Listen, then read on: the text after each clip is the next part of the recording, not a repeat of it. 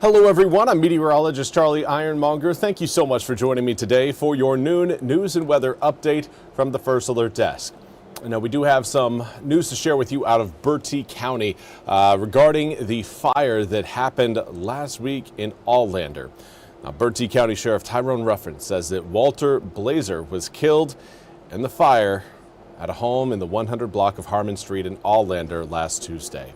Now, when firefighters got to the scene, they learned that one person had escaped, but that an elderly man was still inside. Both witnesses told WITN following the fire that the man who lived in the home died while his wife survived. Crews told WITN that they had attempted life-saving measures on Blazer, but they were unable to get him out of the home. Bertie County Sheriff's Office, the SBI, ATF, and the State Department of Insurance are working together to determine the cause of the fire. Officials told WITN that foul play is not suspected. And now we want to turn to the ongoing winter weather that again has captured many across the U.S., not just in North Carolina, but across the country. NBC's Aaron McLaughlin has more on the winter storm that again swept through the eastern half of the country and what this week has in store. This morning, millions of Americans remain hunkered down after a deadly winter storm barreled across the country, killing at least 9. And now it's the freeze. At least 200 million Americans under cold alerts, with warnings in the hard-hit southeast of icy, treacherous conditions. It's horrific out. It's not worth driving. I regret coming out. Overnight, the monster system heading east, bearing parts of New England in at least 20 inches of snow. Heavy ice and bone-chilling temps dipping to -20 this weekend. A combination of freezing rain and ice knocking down power lines. We won't have power for a while. Leaving nearly 1 million households without power in dangerously cold conditions.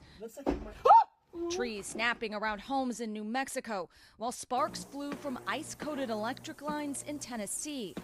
The storm system spanned 2,000 miles from Texas to Maine. Police digging vehicles out of the snow and responding to multi-vehicle pileups on highways across the Midwest. More than 360 vehicle crashes reported in Indiana alone. If you don't have to be on the roads, don't be on the roads. This U.S. Coast Guard ship was called in to break the ice on Lake Michigan to free a trapped cargo vessel. Back east, very cold. While some brave the elements for some snowy fun, others heeded warnings to wait out the whiteout inside. Staying indoors as much as possible. We stocked up on everything we need, so I think we're pretty prepared. And again, that was Aaron McLaughlin reporting. We do want to highlight, of course, your weather forecast now and let you know that we are looking at another opportunity for some winter weather this coming weekend. This week, it is not going to be a warm one. We are going to be below average by about 10 to 15 degrees each and every day this week. Some days may be up to around 20 degrees below our seasonal average. So keep that in mind that the jackets are going to be necessary no matter where you are in the east. It is going to be a cold one this week. Do want to say good afternoon to Esmeralda from Chinquapin. Thank you so much for joining me over on Facebook, Esmeralda. Hopefully you're having a wonderful day. As far as raindrops go, we're seeing the last of them pull away from the Outer Banks.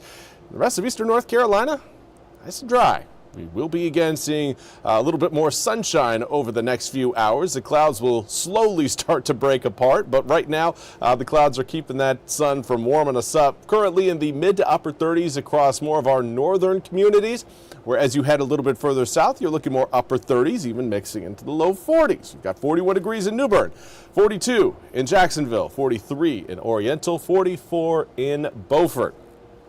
Let's actually take a quick look at what we've got right now down in Morehead City, right next to Beaufort, and you can see cloudy skies. But off to the right-hand side of your screen there, is that patch of blue.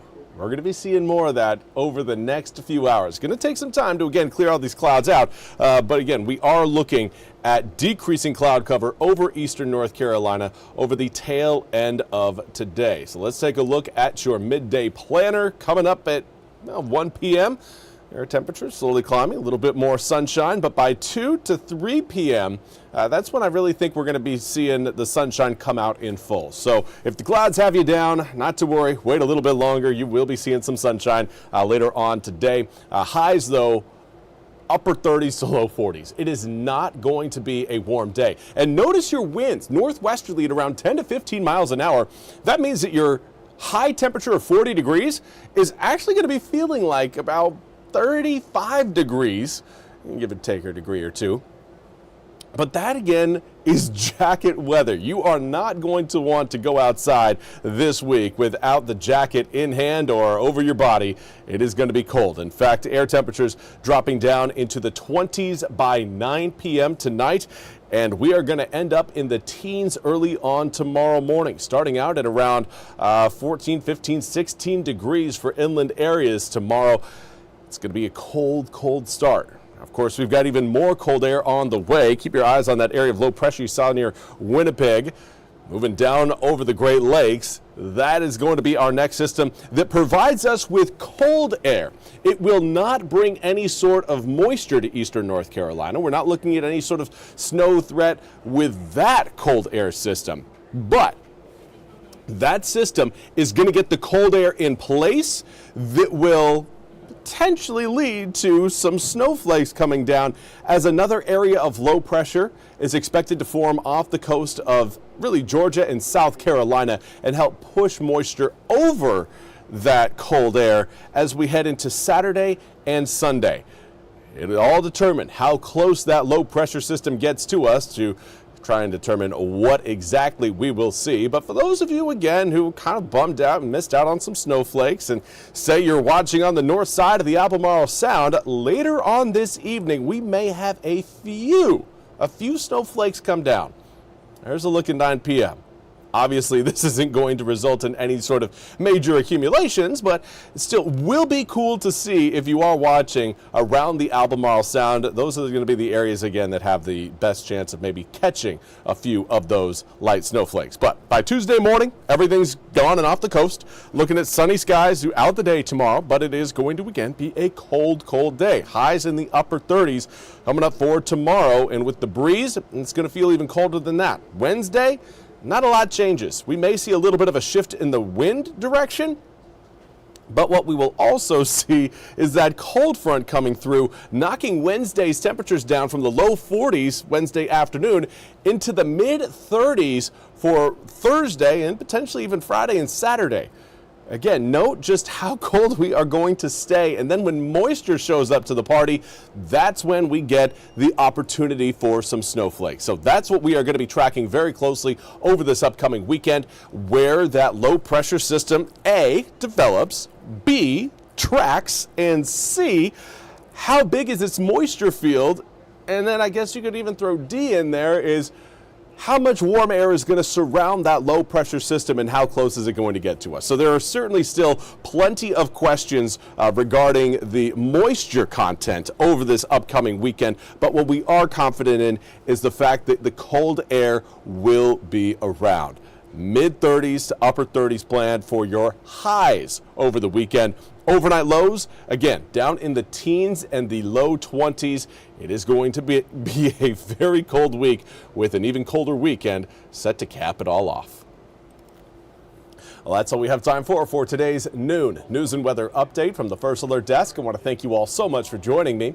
We'll be back with more news and weather coming up at the top of the hour. Until then, have a fantastic rest of your Monday. We'll see you back here coming up at 1 o'clock.